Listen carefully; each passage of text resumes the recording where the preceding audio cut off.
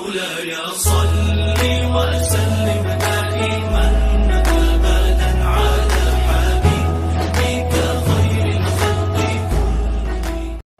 محترم حضرات، السلام علیکم ورحمۃ اللہ وبرکاتہ۔ وعلیکم السلام ورحمۃ اللہ تعالی وبرکاتہ۔ نحمده ونصلي ونسلم على رسوله الكريم، اما بعد فاعوذ بالله من الشیطان الرجیم، بسم اللہ الرحمن الرحیم۔ ان اللہ وملائکته یصلون علی النبی یا ایہا الذین آمنوا صلوا علیہ وسلموا تسلیما۔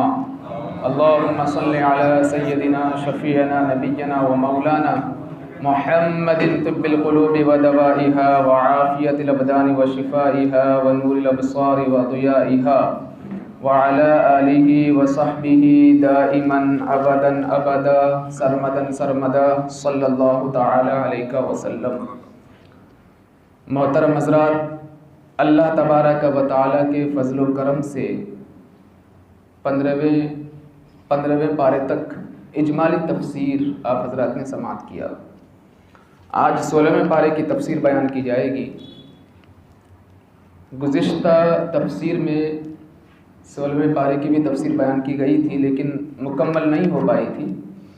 سورہ کہف کا جو بقیہ حصہ ہے 16ویں پارے میں، وہ تفسیر آپ نے سماعت کی تھی۔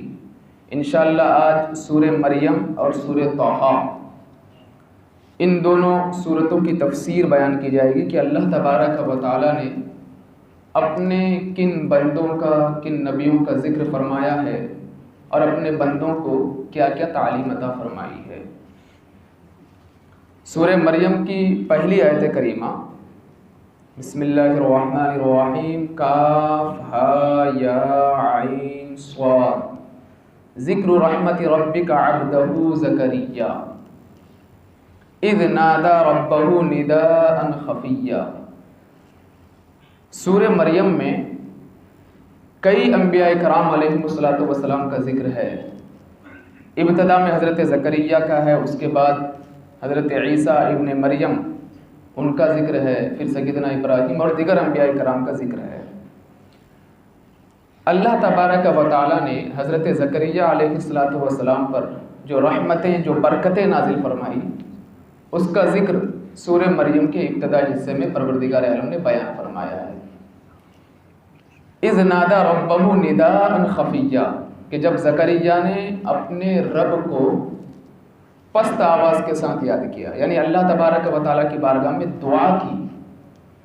پتہ یہ چلا کہ جب مولا کی بارگاہ میں دعا کرو تنہائی میں، اب اگر امام دعا کرے گا تو بلند آواز سے دعا کرے گا ہی تاکہ سارے لوگ آمین کہیں، تنہائی میں پست آواز میں دعا کرنا یہ بہتر ہے۔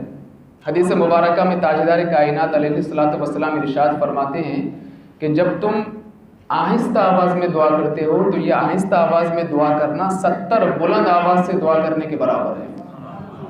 اور کلام مجید میں بھی اللہ تبارک و تعالیٰ فرماتا ہے ادعوا ربکم تضرعا وخفیا، اپنے رب کی بارگاہ میں دعا کرو گڑ گڑا کر کے اور آہستہ آواز میں، کیونکہ بلند آواز سے دعا کرو گے تو اس میں چند چیزیں ہیں۔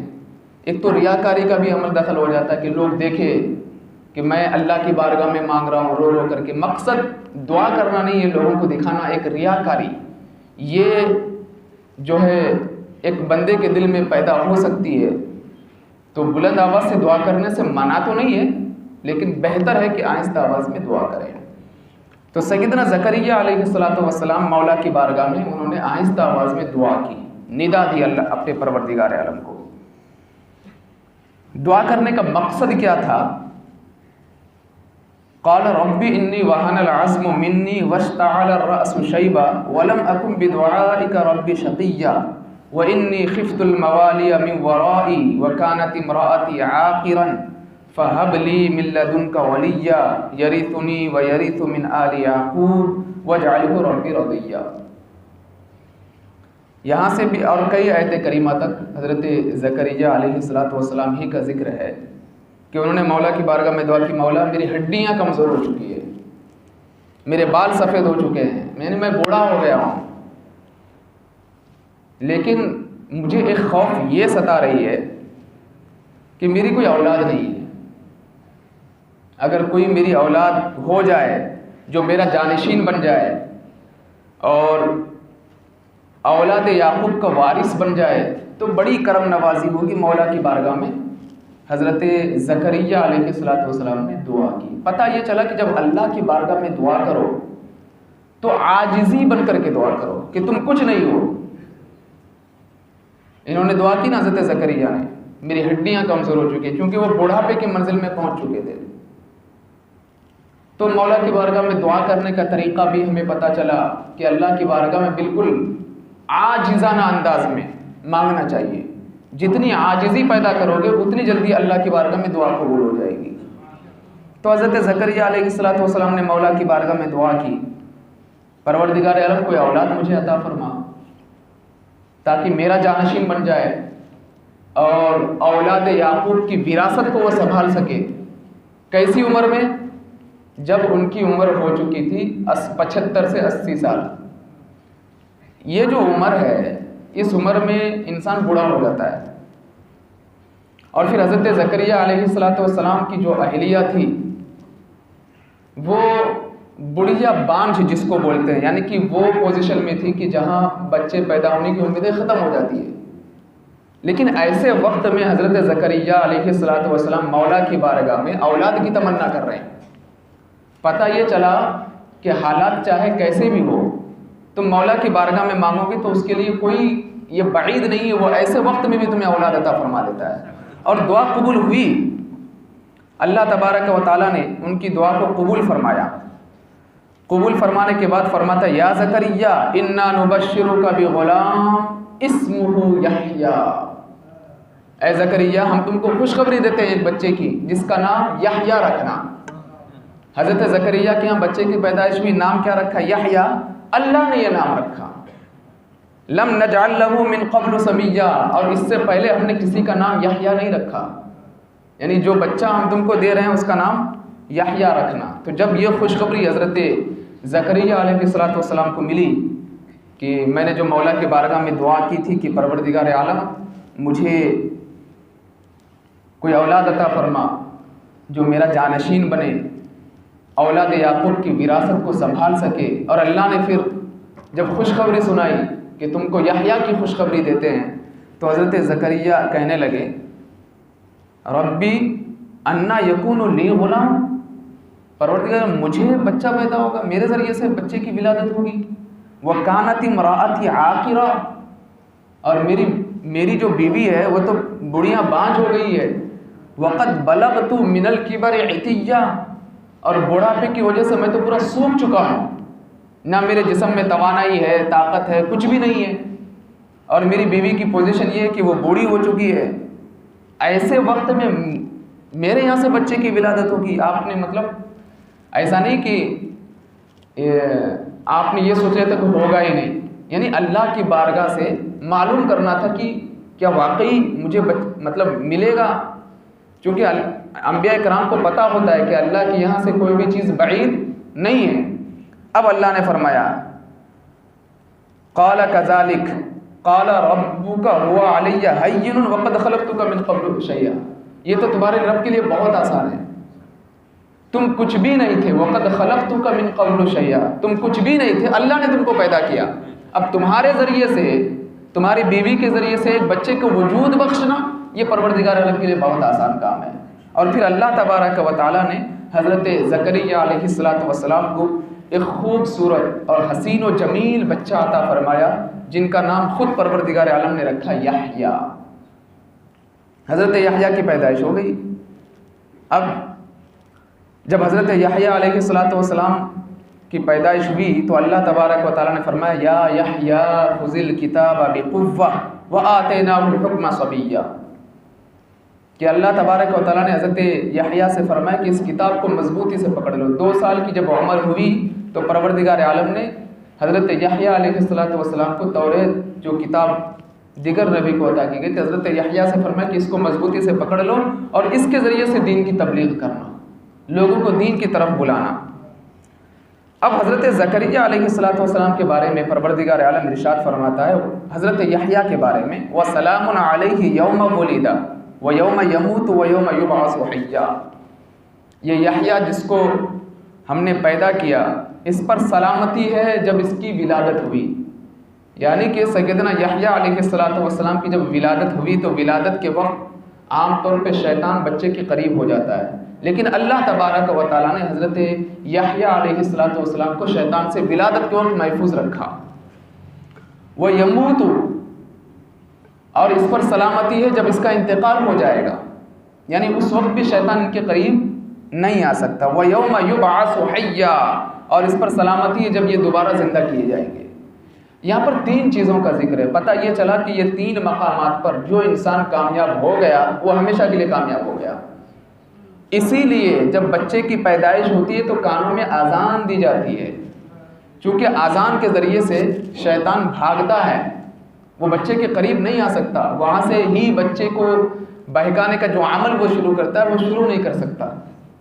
اذان دینے کا مقصد یہ ہے، شیطان بھاگتا ہے لیکن آج لوگ اذان سے بھاگتے ہیں موجودہ زمانے میں۔ بولے کہاں بھائی، حضرت دیکھ لیں گے تو پکڑ کے مسجد میں لے کر کے آئیں گے۔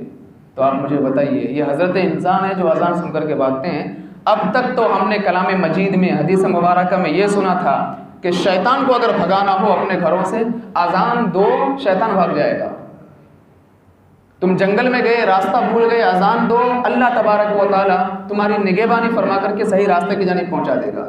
یہ اذان کی برکتیں ہیں۔ کوئی مصیبت نازل ہو جائے، اذان دو، اللہ اذان کی برکتوں سے مصیبتوں کو دور فرما دے گا۔ لیکن آج لوگ اذان کو مصیبت سمجھنے لگ گئے، نعوذ باللہ من ذالک۔ اسی وجہ سے آج یہ قوم طرح طرح کی مصیبتوں میں گرفتار ہے۔ ہم نے صرف اذان کو محدود کر دیا نماز تک کے بلانے کے لیے، بس ایسا نہیں ہے۔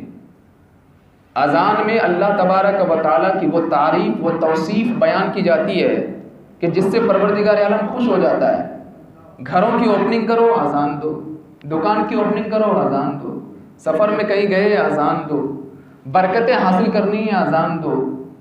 اس کی بے شمار فضیلتیں ہیں، بے شمار برکتیں ہیں۔ تو اللہ تبارک و تعالیٰ نے جو ہے حضرت یحییٰ علیہ السلام کو محفوظ رکھا ہے شیطان کے اثر سے، ولادت کے وقت بھی اور پیدائش کے وقت بھی، اور جب وہ دوبارہ انتقال کے بعد زندہ کیے جائیں گے تب بھی اللہ تبارک و تعالیٰ نے ان کی سلامتی کے حوالے سے کلام مجید میں بیان فرمایا ہے۔ اسی طرح اس سورہ مبارکہ میں اللہ تبارک و تعالیٰ نے حضرت مریم کا بھی ذکر فرمایا، وَاذْكُرْ فِي الْكِتَابِ مریم، اس میں اللہ تبارک و تعالیٰ نے حضرت مریم کا ذکر فرمایا کہ اپنی کتاب میں مریم کو یاد کرو۔ حضرت مریم کا معاملہ یہ تھا کہ بہت عبادت گزار، تقوی شعار، اپنی وقت کی بطول جس کو کہا جاتا ہے، یعنی بطول وہ خاتون، وہ لڑکی کہ جس کی تقوی اور طہارت کے اس زمانے کے لوگ گن گاتے ہوں، اس کو کہتے ہیں بطول۔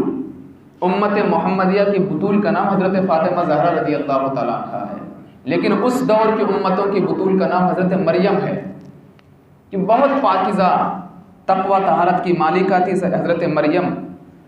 تو اللہ تبارک و تعالیٰ نے حضرت مریم کے ذریعے سے حضرت عیسیٰ علیہ السلام کی ولادت فرمائی۔ بغیر باپ کے حضرت عیسیٰ علیہ السلام پیدا ہوئے تو لوگوں نے انگلی اٹھانا شروع کر دیا۔ یہ پورے واقعے کا ذکر ہے آیت نمبر سورہ مریم میں، آیت نمبر 15 سے لے کر کے اخیر تک، تقریباً جو ہے آیت نمبر 40 تک، آیت نمبر 15 سے لے کر کے آیت نمبر 40 تک حضرت مریم اور حضرت عیسیٰ کی جو ولادت ہوئی اور قوم نے جو ان پر انگلی اٹھائی، اور اللہ تبارک و تعالیٰ نے حضرت عیسیٰ علیہ السلام کے ذریعے سے جو ہے اپنی والدہ کی صفائی کے حوالے سے جب حضرت عیسیٰ سے فرمایا اور حضرت عیسیٰ نے گفتگو کی، ان تمام چیزوں کا تذکرہ آیت نمبر 15 سے لے کر کے 40 تک ہے کہ جب لوگوں نے حضرت عیسیٰ علیہ السلام کی والدہ پر انگلی اٹھانا شروع کر دیا کہ تو اتنی اچھی تھی، پاکیزہ تقوی طہارت کی مالکہ، پھر یہ کیسے ہو گیا؟ تب حضرت عیسیٰ علیہ السلام کی ولادت ہونے کے بعد جب بہت زیادہ پریشان ہو گئی تو پھر اللہ تبارک و تعالیٰ نے حضرت مریم سے فرمایا کہ اب اگر کوئی دوبارہ پوچھے اس بچے کی ولادت کیسی ہوئی، فَأَشَارَتْ إِلَيْهِ، سورہ مریم میں اس بچے کی جانب اشارہ کر دینا، بولنا اس سے پوچھ لو کہ یہی بتائے گا کہ اس کی ولادت کیسے ہوئی۔ ایک 2 دن کا عیسیٰ، 2 دن کا بچہ بول پاتا ہے کیا؟ نہیں نا، لیکن وہ پروردگار عالم ہے، اسے قوت گویائی عطا فرما دیتا ہے۔ تو لوگوں نے کہا قالوا کیف نکلم من کان فی المہد صبیا، بولے یہ بچہ جو گود میں ہے اس کے اندر بولنے کی طاقت کہاں سے آ جائے گی؟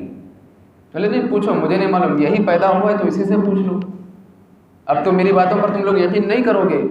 جب لوگوں نے پوچھا کہ تو کیسے پیدا ہوا، تو حضرت عیسیٰ علیہ نبینا علیہ السلام کے جو جملے تھے اللہ تبارک و تعالیٰ نے اس کو سورہ مریم میں محفوظ فرما دیا ہے۔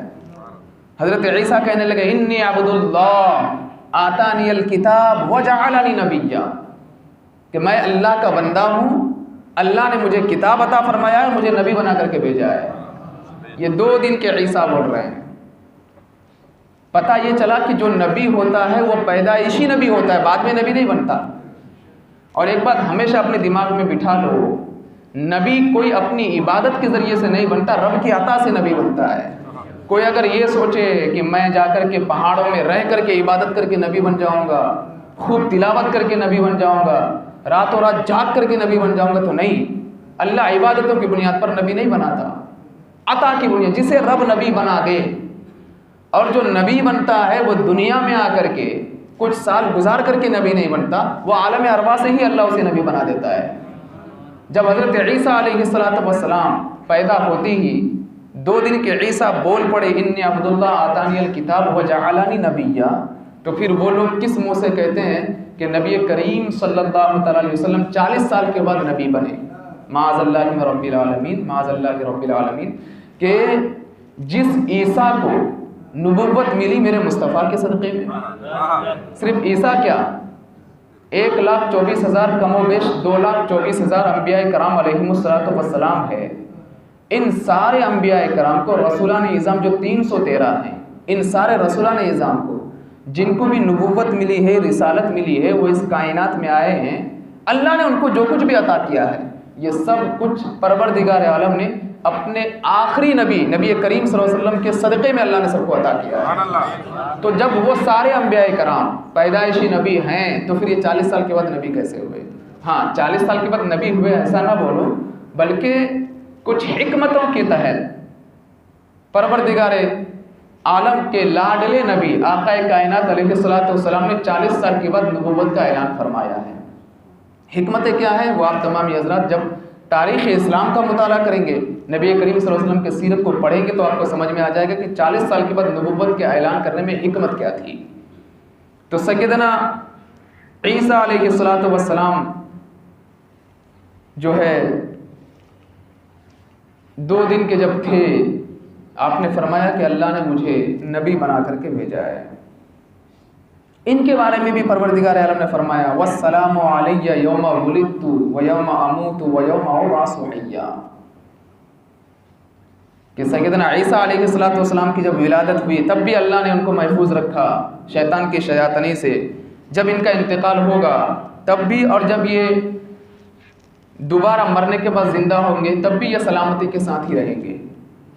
تو یہ 2 آیتیں ایک ساتھ ہے، حضرت یحییٰ کے حوالے سے، حضرت عیسیٰ کے حوالے سے، یہ اسی حوالے سے ہے کہ یہ 3 منزلیں بڑی کٹھن اور بڑی مشکل ہوتی ہے کہ ایسے وقت میں، اخیر والے وقت میں تو نہیں، ان 2 وقتوں میں جب بچے کی پیدائش ہوتی ہے اور انتقال کے وقت، خاص کر کے انتقال کے وقت شیطان بہت زیادہ حملہ کرنے کی کوشش کرتا ہے۔ اسی لیے بارہا اللہ تبارک و تعالیٰ کی بارگاہ میں دعا مانگی جاتی ہے، پروردگار عالم موت کے وقت زبان پر کلمہ طیبہ عطا فرما، چونکہ ایک انسان کے لیے سب سے بڑی دولت یہ ہے کہ جب وہ اس دنیا سے جائے، کچھ لے کر کے جائے یا نہ جائے، نمازوں کا ذخیرہ ہو، عبادتوں کا ذخیرہ ہو، یہ سب اپنی جگہ پر ہے۔ اس سے بڑھ کر کے سب سے بڑی دولت یہ ہے کہ جس کلمے کو وہ دنیا میں پڑھتا تھا، اسی کلمے کی دولت کو لے کر کے وہ اس دنیا سے چلے جائے، ضرور اللہ تبارک و تعالیٰ اس کی مغفرت فرمائے گا اور اسے جنت جیسی عظیم نعمت سے نواز دے گا۔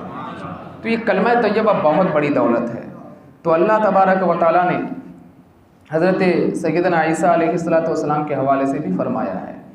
اس کے علاوہ اسی سورہ مریم میں پروردگار عالم نے حضرت ابراہیم علیہ نبینا علیہ السلام کا بھی ذکر فرمایا، وَاذْكُرْ فِي الْكِتَابِ ابراہیم، کہ اپنے کتاب میں ابراہیم کو یاد کرو، اِنَّهُ كَانَ صِدِّيقًا نَبِيًّا، وہ بہت سچے نبی تھے حضرت ابراہیم علیہ السلام۔ انہوں نے آتے ہی دنیا میں تبلیغ کرنا شروع کر دی۔ اذ قال لأبيه يا أبت لم تعبد ما لا يسمع ولا يبصر ولا يغني عنك شيئا۔ اب یہ جو آیت کریمہ ہے، دیکھیے کلام مجید میں بہت جگہ پر چاچا کے لیے اب کا لفظ استعمال ہوتا ہے، چاچا کے لیے، کیونکہ چاچا یہ باپ ہی کے منزل میں ہے۔ اسی طرح جو دادا ہے اس کے لیے بھی اب کا لفظ استعمال ہوتا ہے۔ تو یہاں پر اس آیت کریمہ کے بظاہر یہ سمجھ میں آ رہا ہے کہ حضرت ابراہیم علیہ السلام کے والد محترم یہ بتوں کو پوجتے تھے۔ انہوں نے کہا نا اذ قال لأبیہ، جب انہوں نے اپنے والد سے کہا کہ آپ کو کیا ہو گیا کہ آپ بتوں کو پوج رہے ہیں، یہاں والد سے مراد مفسرین کرام فرماتے ہیں کہ حضرت ابراہیم علیہ السلام کے چاچا ہیں، حضرت ابراہیم کے والد نہیں ہیں، چونکہ جتنے بھی انبیاء کرام ہیں یہ پاک نطفے سے پیدا کیے گئے ہیں۔ جتنے بھی انبیاء کرام ہیں ان سب کے والدین موحد تھے، یعنی کہ وہ دین کی تبلیغ کرتے تھے اور اللہ کو ایک مانتے تھے۔ تو سیدنا ابراہیم علی نبینا علیہ السلام کے والد محترم یہاں پر مراد نہیں ہے۔ اس کے علاوہ حضرت ابراہیم علیہ السلام کو پروردگار عالم نے جو نعمتیں عطا کی اس کا بھی ذکر فرمایا کہ اللہ نے مجھے علم دیا ہے، میری بات مان لیجئے، شیطان کی بات نہ مانیے۔ جو انہوں نے اپنے چاچا سے کہا کہ وہ اللہ کا نافرمان ہے، اس کی مانیں گے تو اللہ تبارک و تعالیٰ کا عذاب آئے گا، اس کا ذکر ہے۔ اس کے بعد تقریباً 8 انبیاء کرام علیہم السلام کا ذکر ہے، جس میں سے حضرت موسیٰ کا ذکر ہے، حضرت ہارون کا ہے، حضرت اسماعیل، حضرت اسحاق، حضرت یعقوب، حضرت ادریس، حضرت آدم، حضرت نوح علیہم السلام، ان دیگر کئی انبیاء کرام علیہم السلام کا ذکر پروردگار عالم نے اس سورہ مبارکہ میں بیان فرمایا ہے۔ اگر آپ پڑھیں گے تو وَاذْكُرْ فِي الْكِتَابِ اسماعیل کو اپنی کتاب میں یاد کرو۔ حضرت اسماعیل کا معمول کیا تھا؟ وَكَانَ يَأْمُرُ أَهْلَهُ بِالصَّلَاةِ وَالزَّكَاةِ، کہ وہ اپنے گھر والوں کو نماز اور زکوٰۃ کا حکم عطا دیتے تھے۔ پتہ یہ چلا کہ دین کی تبلیغ جو ہے یہ سب سے پہلے اپنے گھر میں شروع کرنی چاہیے۔ اس سے پہلے بھی میرا ایک بیان تھا ایک دن کہ میں نے کہا تھا کہ سب سے پہلے اپنے گھر والوں کی تربیت کی جائے، پھر جب باہر آ کر کے آپ لوگوں کو بولیں گے تو لوگ آپ کی بات کو ایکسیپٹ کر لیں گے۔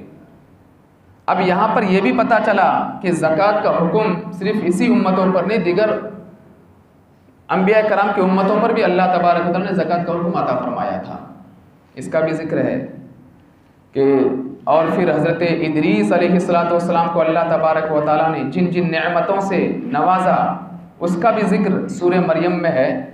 تو کئی انبیاء کرام علیہم السلام کا ذکر سورہ مریم میں ہے۔ اللہ تبارک و تعالیٰ نے ان پر جو رحمتیں جو برکتیں نازل فرمائی ان تمام چیزوں کے حوالے سے سورہ مریم میں ہے، اس کا ضرور مطالعہ کریں اور اپنے علم میں اضافہ کریں۔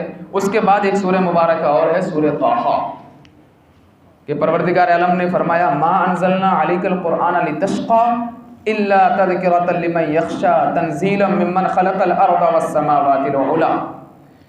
یہ سب سے پہلی جو آیت کریمہ ہے سورہ طٰہٰ میں اللہ تبارک و تعالیٰ نے نبی کریم صلی اللہ علیہ وسلم کو تسلی عطا فرمائی ہے کہ آقا کائنات علیہ السلام قرآن کی تلاوت اور دعوت دونوں میں بے پناہ مشقت اٹھاتے تھے، بہت تکلیف اٹھاتے تھے، بہت زیادہ پریشانی اٹھاتے تھے۔ تو اللہ تبارک و تعالیٰ نے فرمایا کہ اتنی زیادہ تکلیف اٹھانے کی ضرورت نہیں ہے۔ راتوں کو نماز میں اتنی طویل قرات فرماتے کہ پاؤں مبارک میں ورم آ جاتا تھا، یعنی سوج جاتے تھے آقا کائنات علیہ السلام کے قدم مبارک، اور پھر لوگوں تک دین کی تبلیغ کرنے میں بے پناہ پریشانیاں اٹھاتے تھے۔ تو پروردگار عالم نے فرمایا کہ آپ اپنے آپ کو اتنی زیادہ تکلیف میں نہ ڈالیں، بس آپ اپنی حفاظت کرتے ہوئے دین کی تبلیغ کریں۔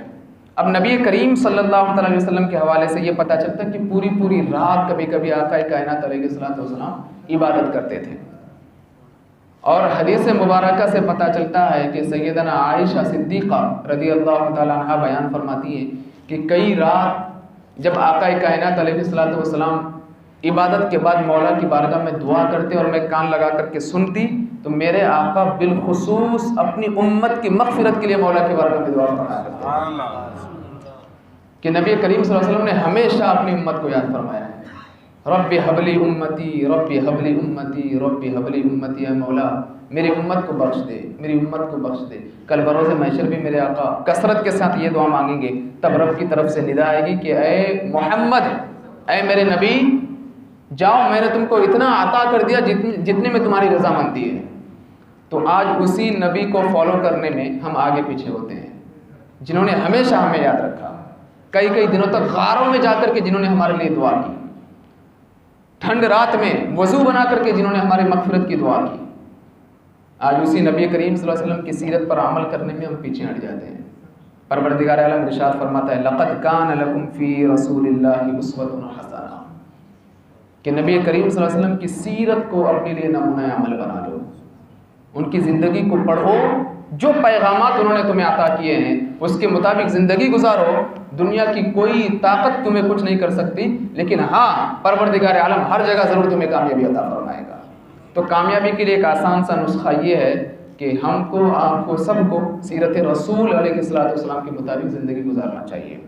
اسی طرح سورہ طٰہٰ میں اللہ تبارک و تعالیٰ نے حضرت سیدنا موسیٰ علیہ الصلوۃ والسلام کا قصہ بھی بیان فرمایا ہے کہ اللہ تبارک و تعالیٰ کے ساتھ ان کو گفتگو کرنے کا موقع ملا، اس لیے ان کو کلیم اللہ کہتے ہیں نا۔ حضرت موسیٰ علیہ الصلوۃ والسلام کا لقب کلیم اللہ ہے، حضرت ابراہیم کا لقب خلیل اللہ ہے، اور حضرت موسیٰ کا لقب کیا ہے؟ کلیم اللہ ہے۔ یہ اللہ کے دوست تھے، یہ اللہ سے گفتگو کرنے والے تھے۔ بولے جب میرا من کرتا میں مولا سے بات کر کے آ جاتا تھا، کوہ طور پہ جاتا، وہاں جا کر کے رب سے گفتگو کر کے آ جاتا تھا۔ تو سیدنا موسیٰ علیہ الصلوۃ والسلام کو اللہ نے جن جن نعمتوں سے نوازا اس کا ذکر ہے، شرف ہم کلامی ہے، پھر جو ہے فرعون کو دریا میں ڈبو دیا گیا اس کا ذکر ہے، اور پھر اللہ تبارک و تعالیٰ نے حضرت کی پرورش کہاں فرمائی؟ فرعون کے محل میں۔ پھر فرعون کی محل میں پرورش تو فرمائی، لیکن دودھ پلاتی تھی حضرت عیسیٰ کی والد، حضرت موسیٰ کی ہی والدہ حضرت موسیٰ کو، یعنی اتنی کرم نوازی، اس کا بھی ذکر اللہ تبارک و تعالیٰ نے اسی صورت مبارکہ میں بیان فرمایا ہے۔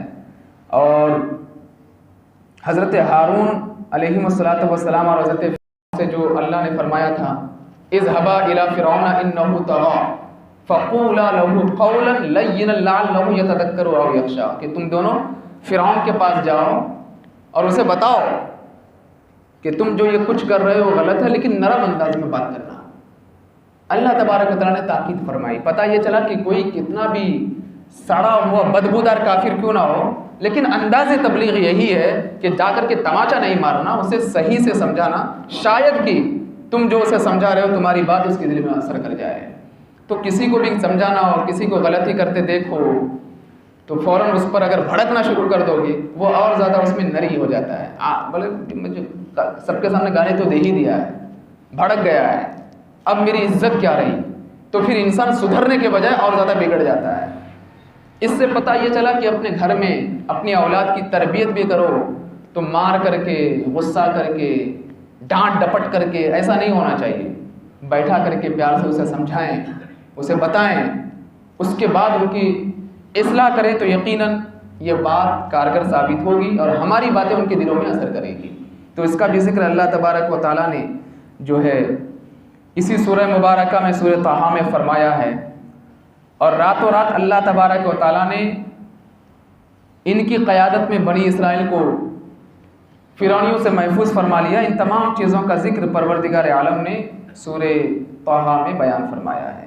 اسی سورہ طٰہٰ میں ایک اور نبی کا ذکر ہے اخیر میں،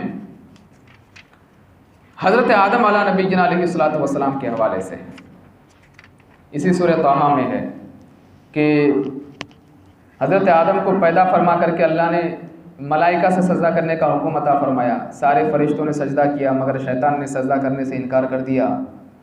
تب اللہ نے حضرت آدم سے فرمایا کہ اب یہ تمہارا اور تمہاری بیوی کا دشمن ہے، تو جو ہمارے والدین کا دشمن ہے وہ ہمارا بھی دشمن ہے نا.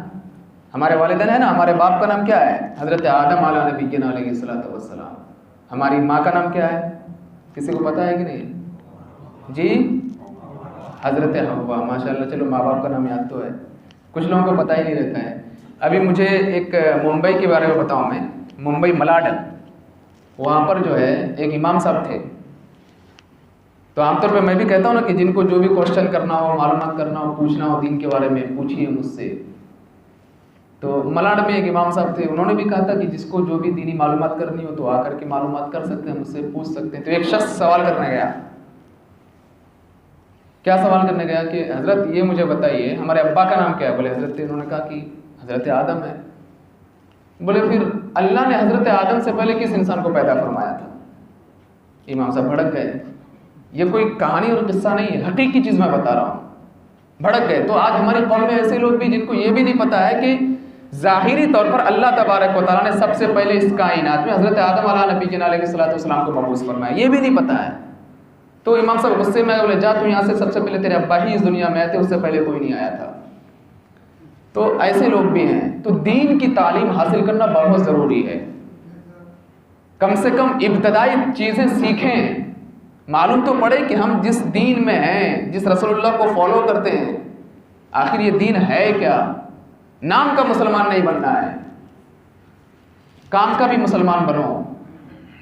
پروردگار عالم ارشاد فرماتا من یرید اللہ بہ خیرا یفقہہ فی الدین, کہ اللہ تبارک و تعالی, رسول کریم صلی اللہ علیہ وسلم ارشاد فرماتے ہیں, حدیث مبارکہ ہے کہ اللہ تبارک و تعالی جس کے ساتھ بھلائی کا ارادہ فرماتا ہے اسے دین کی سمجھ عطا فرما دیتا ہے.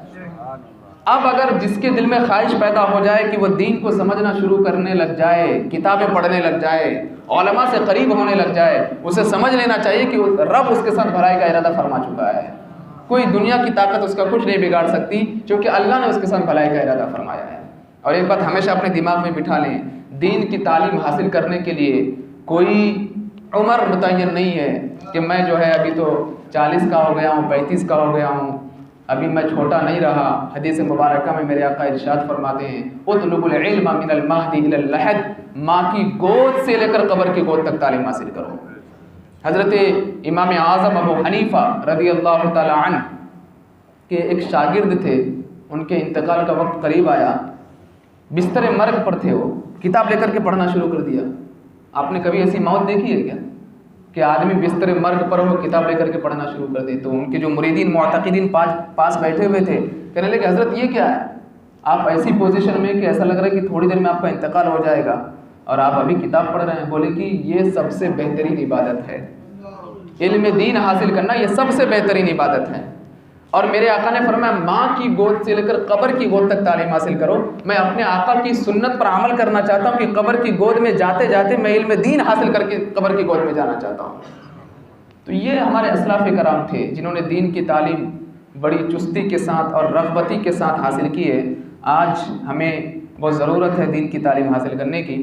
تو ہمارا سب سے سڑا, بدبودار, کھلا دشمن ہے تو وہ شیطان ہے. تو لہٰذا اگر ہم نماز نہیں پڑھیں گے شیطان خوش ہوگا, ہم ماں باپ کی نافرمانی کریں گے شیطان خوش ہوگا, ہم کسی کو گالی دیں گے شیطان خوش ہوگا. شیطان کو خوش کرنا ہے یا پھر رحمان کو خوش کرنا ہے, یہ آپ اپنے آپ میں ڈیسائیڈ کر لیں اور سوچ لیں. شیطان کو اگر خوش کریں گے تو جہاں شیطان کا ٹھکانہ ہوگا وہاں جانا پڑے گا. رحمان کو اگر خوش کریں گے تو پروردگار عالم نے اپنے بندوں کے لیے جنت کے باغات تیار کر کے رکھے ہیں. اللہ تبارک و تعالی ہمیں وہ باغات عطا فرمائے گا. پروردگار عالم کی بارگاہ میں دعا کرتا ہوں کہ اللہ تبارک و تعالی ہم کو, آپ کو, سب کو کلام مجید پڑھنے کی توفیق عطا فرمائے, سمجھنے کی توفیق عطا فرمائے, دین کی تعلیم حاصل کرنے کی توفیق عطا فرمائے.